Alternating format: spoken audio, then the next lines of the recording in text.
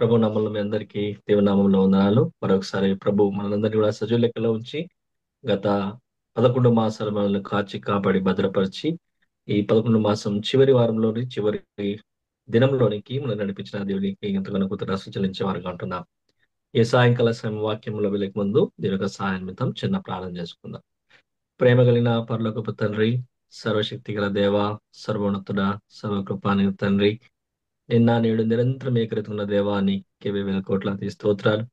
ఉదయకాలం మొదలుకొని సమయంలో కనుపాప వేళ కాచి కాపాడి భద్రపరిచి సంరక్షించి ఈ రాత్రి కాల సమయంలో మాకు ఇచ్చిన ఈ శ్రేష్టమైన సమయాన్ని బట్టి దేవానికి స్తోత్రాలు. నీ పిల్లలుగా మేము చేరువచ్చి నీ ఘనమైన నామాన్ని స్తుతించడానికి, గణపరచడానికి, ఆరాధించడానికి, సేవించడానికి మాకు ఇచ్చిన ఈ శ్రేష్టమైన సమయాన్ని బట్టి దేవానికి వేల కోట్లాది స్తోత్రించుకుంటున్నాం. చేరువచ్చిన బిడ్డలందరినీ కూడా ప్రవాహించి దీవించండి. వారి కుటుంబాలను దీవించండి, బ్రతిమాలకుంటున్నాం. ప్రభా బలహీనను జ్ఞాపకం చేసుకుని మీ శిలువ చట్టలను మరుగుపరిచి దాని సింహాసనం నుంచి మీరే స్పష్టంగా మాతో మాట్లాడి మాకు కావాల్సిన ఆత్మీయ ఆహారం మీరు దయచేయమని బ్రతిమాలకుంటున్నాం. ప్రతి అంధకార శక్తులు చీకటి శక్తులు యేసు క్రీస్తు అతి పరిశుద్ధ నామంలో బంధించి వేస్తున్నాం. దేవా నీకు వేల కోట్లాది స్తోత్రాలు.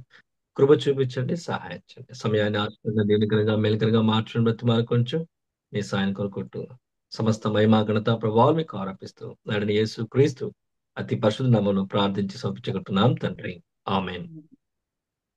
నవంబర్ మాసం 20వ తారీఖు ప్రారంభించగానే ఇంచుమించు దేశమంతటా కూడా ప్రభువైన యేసు క్రీస్తు యొక్క పుట్టినదినాన్ని పురస్కరించుకొని సపోజ్ క్రిస్మస్లు, థ్యాంక్స్ గివింగ్స్ ఫంక్షన్స్ ప్రారంభించేవిగా ఉంటున్నాయి.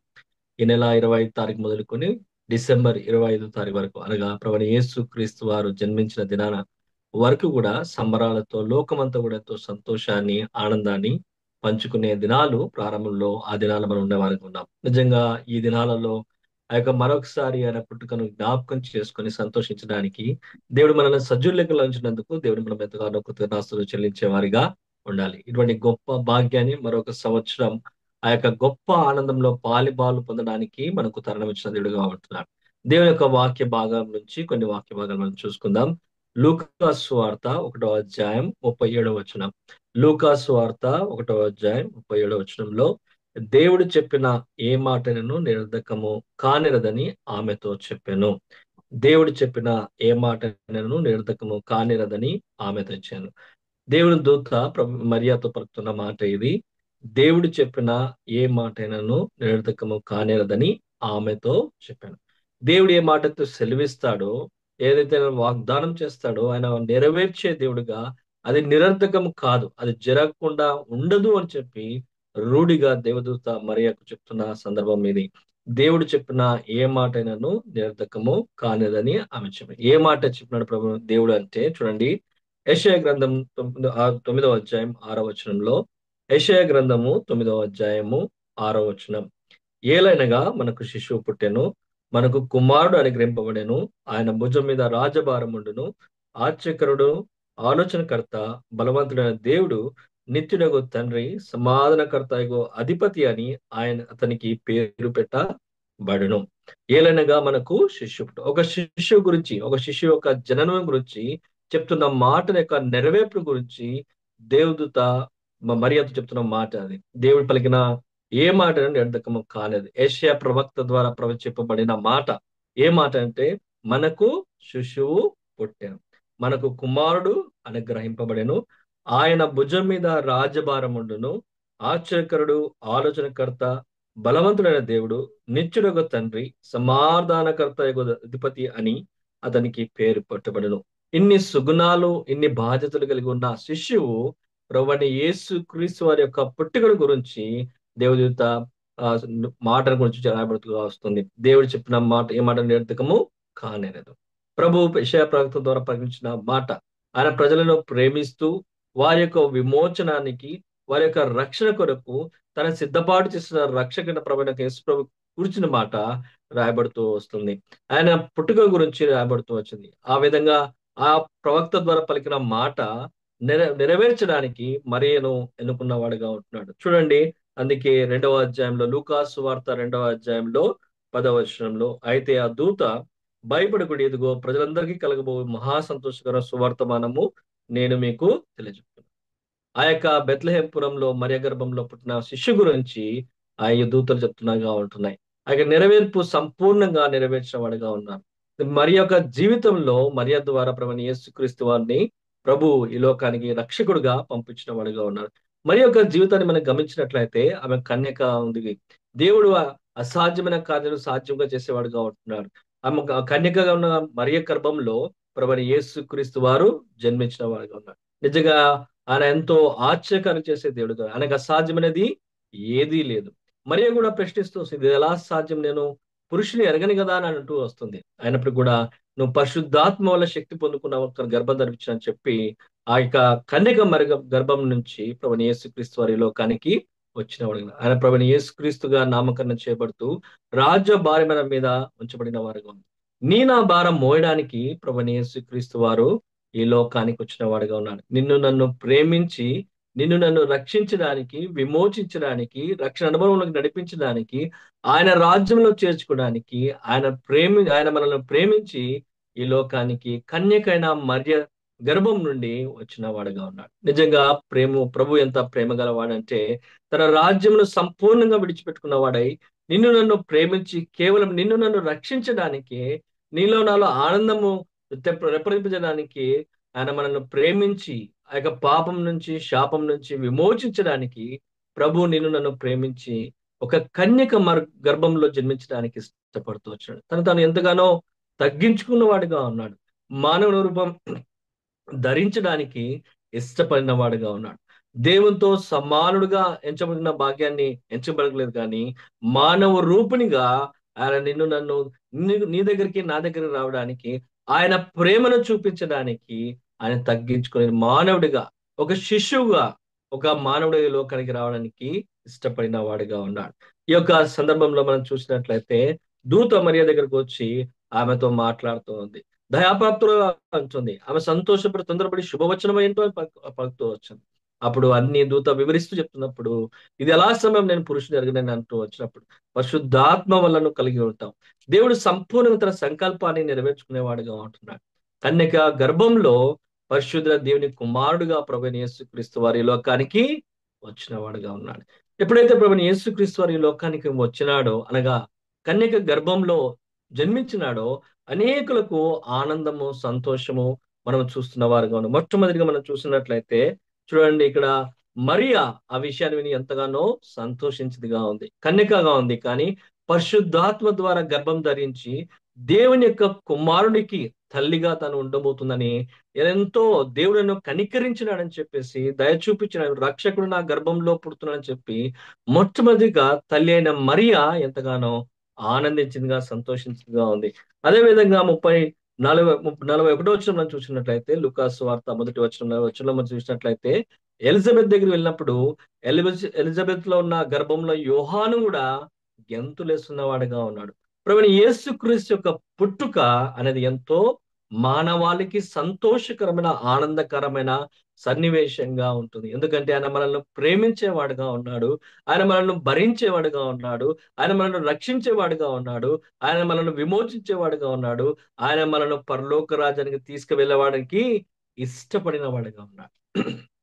ఆయన మనల్ని ప్రేమించి మనము ఆయనతో పాటు పరలోక రాజ్యంలో నిత్యం ఉండడానికి ఇష్టపడిన వాడై సమస్తాన్ని విడిచిపెట్టి ఆ వైభవమును, ఆ సింహాసనను, ఆరాధనను, దేవదూతలను, తేజో మహిమను, ఆ సింహాసనం సమస్తాన్ని విడిచిపెట్టి మానవ రూపంలో జన్మించడానికి ప్రభు ఇష్టపడిన వాడిగా ఉన్నాడు. ఆయన ఎంతగానో తగ్గించుకున్న వాడుగా ఉన్నాడు. ఎందుకు అంతగా తగ్గించుకున్నాడంటే, మానవులైన నిన్ను నన్ను ప్రేమించి ఆయనతో పాటు కూర్చోబెట్టడానికి, ఆయన రాజ్యంలో చేర్చుకోవడానికి, ఆయనతో బల్ల చుట్టూ కూర్చోబెట్టి బోధన చేయడానికి ఆయన ఇష్టపడిన వాడుగా ఉన్నాడు. ఆయన అంతగా ప్రేమించిన వాడుగా ఉన్నాడు. నిజంగా ప్రభువైన యేసు క్రీస్తు నామం అనగానే ఆయన ప్రేమ స్వరూపము మనం చూసేవారుగా ఉంటున్నాం. ఆయన ప్రేమమూర్తి అయి ఉంటున్నాడు. ఆయన ప్రేమామయుడుగా ఉంటున్నాడు. ఆయన ప్రేమామయున కానని బట్టి ఆ పరలోకాన్ని విడిచిపెట్టి ఈ లోకాల్లో జన్మించిన జన్మించడానికి, మానవుడిగా జన్మించడానికి ప్రభు ఇష్టపడి కన్యకమైన గర్భంలో జన్మించిన వాడిగా ఉంటాం. మొట్టమొదటిగా మరియ ఆనందపడుతూ వచ్చింది. రెండవదిగా ఎలిజబెత్ గర్భంలో యోహాను ఆనందపడుతూ గెంతులు వేస్తున్నవాడుగా ఉంటున్నాడు. తర్వాత ఎలిజబెత్ కూడా ఎంతో సంతోషిస్తూ వస్తుంది. నా ప్రభు, నా రక్షకుడిగా తల్లి నా దగ్గరకు వచ్చిందని ఎంతగానో సంతోషిస్తూ వచ్చింది.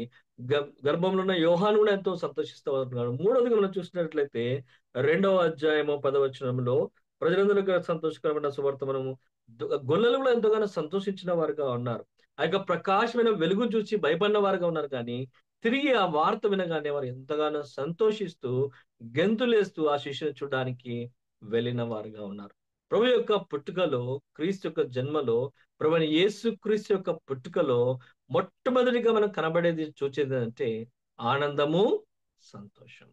ఈ ఆనందము, సంతోషము మన జీవితాల్లో సంపూర్ణంగా ఉండి, ఆయన ప్రేమను, ఆయన పుట్టుకను, ఆ యొక్క పుట్టుక గొప్పతనాన్ని మనమందరం కూడా ప్రచురించాలని, ఆనందంతో, సంతోషంతో ప్రచురించాలని ప్రభు కోరుకునేవాడుగా ఉన్నాడు. అందుకే నిన్ను మమ్మల్ని ఎన్నిక చేసుకున్న వాడుగా ఉన్నాడు. ఆయన రక్షణను బయలుపరిచిన వాడిగా ఉన్నాడు. ఈ గొప్ప సత్యములను బయలుపరిచిన వాడిగా ఉన్నాడు. ఈనాడు అలాంటి ఆనందంతో నిజంగా ఆయన రాకపోయింటే, ఆయన పుట్టకపోయింటే ఈ గొప్ప రక్షణ మనం పొందుకునే వారం కాం. నిత్య నరకానికి, అగ్నిగుండానికి పాత్రమైన మనల్ని, నిస్సహాయ స్థితిలో ఉన్న వాళ్ళను ప్రేమించి, ప్రేమామూర్తి అయిన దేవుడు ప్రభువైన యేసుక్రీస్తు వారి ఈ లోకానికి వచ్చిన వాడుగా ఉన్నాడు. ఆయన పుట్టుకలో ఉన్నది ప్రాముఖ్యం ఏంటంటే ప్రేమ. ఆయన ప్రేమ చేతనే ఈ లోకానికి వచ్చిన వాడుగా ఉన్నాడు. మానవులైన మనల్ని ప్రేమించిన కారణాన్ని బట్టి ఆయన చేతులు నిర్మించుకున్న మానవుని దూరంగా పాపంలో అగ్నిగుండంలో చూడకుండా ఏమాత్రం సహించలేని దేవుడు, ప్రేమ స్వరూపైన దేవుడు నిన్ను నన్ను విమోచించడానికి తన యొక్క రక్తం కార్చి నిన్ను నన్ను రక్షించుకోవడానికి ప్రేమామూర్తి ఈ లోకానికి వచ్చిన వాడుగా ఉన్నాడు. నిజంగా ఆ గొప్ప రక్షణ అనుభవంలో మనం ఉన్నట్లయితే ఆ గొప్ప రక్షకుని యొక్క జన్మదినంలో మనం ఎంతగానో ఆనందించేవారుగా ఉంటాం. ఎంతగానో సంతోషించేవారుగా ఉంటాం. ఆ యొక్క ఆనందాన్ని, సంతోషాన్ని ఇతరులకు మనం తెలియజేసేవారుగా ఉంటాం. గొల్లలు ఎప్పుడైతే తెలుసుకున్నారో వారు మౌనంగా వెళ్ళలేదు. వారు ఎంతగానో గెంతులేస్తూ సంతోషంతో ఆనంద భరితులై తల్లి అయిన మరియను, శిశువుగా ఉన్న ప్రభుని యేసుక్రీస్తు వారిని చూచిన వారుగా ఉంటున్నారు. చూడడానికి వెళ్ళిన వారుగా ఉంటున్నారు. ఆ యొక్క సంతోషం, ఆనందం వారి జీవితంలో మనం చూస్తూ వస్తున్నాం. కడుపులో ఉన్న ఎలిజబెత్ గర్భంలో ఉన్న యోహాను కూడా గంతులేస్తూ సంతోషిస్తూ వస్తున్నాడు. ఈనాడు నువ్వు నేను కూడా ఆ రక్షణ అనుభవంలో జీవిస్తున్న నువ్వు నేను కూడా ఆ యొక్క మరొకసారి నిన్ను నన్ను ప్రేమించి ఈ రక్షణలో నడిపించడానికి ఆ దేవాది దేవుడి లోకానికి ఆ కన్యక గర్భంలో ఆ మరియ గర్భంలో జన్మించడానికి ఇష్టపడిన ఆ దేవుని బట్టి మనం సంతోషించాలని ప్రభు కోరుకుంటున్నాం. నిజంగా ఆ గొప్ప ప్రేమ, ఆ గొప్ప రక్షణ మనం జ్ఞాపకం చేసుకున్నట్లయితే ఈ దినాలు మనం ఎంతో ఆనందభరితంగా, ఎంతో సంతోషంగా, ఎంతో ఉల్లాసంగా మనం జీవించాలని ప్రభు కోరుకునేవాడుగా ఉంటున్నాడు. ఆ సత్యాన్ని, ఆ రహస్యాన్ని, ఆయన ప్రేమను, ఆ మూలార్థాన్ని మనం జ్ఞాపకం చేసుకున్నట్లయితే, ఆ దేవుడు చేసిన ఆ వాగ్దానము నెరవేర్చిన దేవుణ్ణి మనం జ్ఞాపకం చేసుకున్నట్లయితే ఈ దినాల్లో ప్రత్యేకంగా మనము ఆయన ప్రేమను వెల్లడిపరచడానికి ఇంకా అనేకులు తెలియని ప్రజలుగా ఉన్నారు. గుడితనంలో ఉన్నవారుగా ఉన్నారు. అంధకారంలో ఉన్నవారుగా ఉన్నారు. మనమే ఆ ప్రేమను, సంతోషాన్ని వ్యక్తపరుస్తూ క్రీస్తు యొక్క పుట్టు యొక్క రహస్యాన్ని, గొప్పతనాన్ని, ఆ గొప్ప రక్షణను మనం తెలియచేయాలని ప్రభు కోరుకునేవాడిగా ఉన్నాడు. చివరిగా మూడవ వచనం చూసినట్లయితే మత్తయి సువార్త 2వ అధ్యాయం మనం చూసినట్లయితే జ్ఞానులు కూడా, తూర్పు దేశం జ్ఞానులు కూడా వారు ప్రభువైన యేసుక్రీస్తు యొక్క నక్షత్రాన్ని చూసి వాళ్ళు బయలుదేరి వచ్చిన వారుగా ఉంటున్నారు. ఒక రాజు పుట్టినాడని చెప్పి వారు పరిశోధిస్తూ వచ్చిన వారుగా ఉంటున్నారు. నక్షత్రం అనగా వెలుగునిచ్చేదిగా ఉంది. మార్గాన్ని చూపించేదిగా ఉంది. ఈనాడు రక్షణ పొందిన మనం కూడా, ఆ ప్రభువైన యేసుక్రీస్తును వెంబడిస్తున్న మనం కూడా, విశ్వసిస్తున్న మనం కూడా ఈ లోకంలో వెలుగుగా ఉండి ఆనందంతో, సంతోషంతో, ముఖమే ఆనందంతో, విందంతో వాళ్ళను వెలుగుగా ఉండి ఇతరులను నడిపించాలని, చూపించాలని ప్రభు కోరుకునేవాడిగా ఉంటున్నాడు. నిజంగా ఆ గొప్ప దేవుణ్ణి, ఆ ప్రేమ స్వరూపి యొక్క గొప్ప దేవుని, ప్రేమామర్చిన దేవుని యొక్క పుట్టుక దినాన్ని ఎంతో గొప్పగా మనం చెప్పాలని, చేయాలని, మనం చూపించాలని ప్రభు కోరుకునేవాడిగా ఉంటాడు. ఈనాడు దురదృష్టవశాత్తు అనేకులు ఆ విధంగా లేరు. ఈనాడు చూడండి, ఎలిజబెత్ ఆనందిస్తుంది, మరియ ఆనందిస్తుంది, గర్భంలో ఉన్న యోహాను ఆనందిస్తున్నాడు, గొర్రె కాపర్లు, చదువులేని వారు, పామరులు ఆనందిస్తున్నారు, సంతోషిస్తున్నారు. జ్ఞానులైన ఆ యొక్క తూర్పు దేశపు జ్ఞానులు ఆనందిస్తున్నారు. కానీ మనం ఆనందించలేని స్థితిలో ఉంటున్నాం. మనం సంతోషాన్ని చూపించలేని స్థితిలో ఉంటున్నాం. కానీ ప్రభు మరొకసారి జ్ఞాపకం చేస్తున్నాడు. అందుకోసమే ఈనాడు నేను మిమ్మల్ని సజీవ లెక్కలో ఉంచున్నాను. నా బిడ్డలుగా నేను ఏర్పరచుకున్నాను. నా రక్షణ అనుభవాన్ని చూపిస్తూ వచ్చినాను. నా యొక్క ప్రేమను, నా యొక్క పుట్టుకను, నా యొక్క గొప్పతనాన్ని, నా రక్షణను, నా వెలుగును మీరు ప్రచురపరచడానికి ఆనందంతో, సంతోషంతో ఒక వెలుగుగా ఉండి ఈ లోకంలో ఆయన ప్రేమను పంచాలని ప్రభు కోరుకుంటున్నాడు. ఆ విధంగా సంతోషంగా జీవించాలని ప్రభువు కోరుకుంటున్నాడు. చూడండి, 2వ అధ్యాయం మత్తయి సువార్త 2వ అధ్యాయము 10వ వచనంలో మనం చూసినట్లయితే, వారు ఆ నక్షత్రమును చూచి అత్యానంద భరితులై ఇంటిలోనికి వచ్చి తల్లైన మరియను ఆ శిశువును చూచి సాగిలపడి ఆయన పూజించి తమ పెట్టెలు విప్పి బంగారంను, సాంబ్రాణి, బూలమును కానుకలుగా ఆయనకు సమర్పించారు.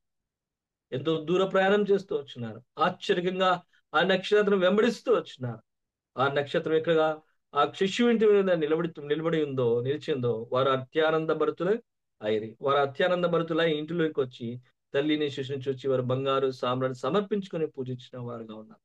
రక్షణ అనుభవంలో ఉన్న మనము, ఈ యొక్క పుట్టు యొక్క రహస్యాన్ని గొప్పతనం ఎరిగిన మనము, ఈ లోకంలో జీవిస్తున్న మనం మనకు సాక్షులుగా అటువంటి ఆనందంతో, అటువంటి సంతోషంతో, అటువంటి ఉత్సాహంతో, అటువంటి వెలుగుతో ఇతరులకు మనం తెలియచేయాలని, ఆ యొక్క ప్రేమను పంచాలని కోరుకునేవాడుగా ఉన్నాడు. ఇది ఎంతో చక్కటి సందర్భం. ఆయన పుట్టుకను బట్టి, క్రీస్తు జన్మదినాన్ని బట్టి ఇతరులను ప్రేమించడానికి, ఇతరులను స్వీకరించడానికి, ఇతరులకు సువార్త ప్రకటించడానికి, ఆయన పుట్టుకలో ఉన్న గొప్పతనం, మహత్యం ఏంటో తెలియచడానికి గొప్ప తరుణం. ఆ విధంగా ఆనందంగా ఉండి సంతోషంతో ఆ నిజమైన సత్యాన్ని ఎరిగిన వారమై ప్రేమతో ఇతరులను ప్రేమిస్తూ ఈ రక్షణను వారికి కూడా అందచేయాలని, క్రీస్తు యొక్క ప్రేమను చూపించాలని ప్రభు మన జీవితంలో కోరుకునేవాడుగా ఉంటున్నాడు. నిజంగా ఈ దినం ఆయన ప్రేమను, ఆయన పుట్టుకను గ్రహించిన మనము ఆ విధంగా ఆనందంతో, సంతోషంతో, ఉత్సాహంతో ఈనాడు రక్షణకు కారబోతున్న ఆ దేవుడు ఈ లోకానికి జన్మించినాడు. నా కొరకు వచ్చినాడు. ఆనందంతో, సంతోషంతో నన్ను నింపినాడు. పరలోక రాజ్యానికి వారసుగా నన్ను చేస్తూ వచ్చినాడు. నన్ను వారసుగా చేయడానికే ఈ లోకానికి వచ్చినాడు. అదే ఈ ప్రత్యేకమైన క్రిస్మస్. ఆయన పుట్టుక, ప్రభువైన యేసుక్రీస్తు వారి పుట్టుక. అనే ఆనందంతో, సంతోషంతో, భారంతో ఇతరులను ప్రేమిస్తూ, అన్యజనులను ప్రేమిస్తూ సువార్తను, క్రీస్తు యొక్క ప్రేమను పంచిపెట్టాలని ప్రభు కోరుతున్నాడు. నిజంగా ఈనాడు వాక్యానుసారంగా అటువంటి ఆనందాన్ని మన జీవితంలో అనుభవిస్తూ, మన యొక్క జీవితంలో వెలుగుగా, లోక ముఖంలో వెలుగు చూపిస్తూ, సంతోషంతో ఇతరులకు ప్రేమ చూపిస్తూ, క్రీస్తు యొక్క ప్రేమను, క్రీస్తు యొక్క ఉచితమైన రక్షణను తెలియజేస్తూ అనేకులకు ఈ యొక్క ఆనందంలో, సంతోషంలో పాలిభాగస్లు చేయాలని, రక్షణలోకి నడిపించాలని ప్రభు కోరుకునేవాడుగా ఉంటున్నారు. అట్టి ఆనందంతో, అట్టి సంతోషంతో, అట్టి వెలుగుతో, అట్టి ప్రేమతో అనేలను ప్రేమిస్తూ సువార్త ప్రకటించు అనేకులను ఈ ఆనందంలోనికి నడిపించడానికి ప్రభు మనకు సహాయం చేయను గాక.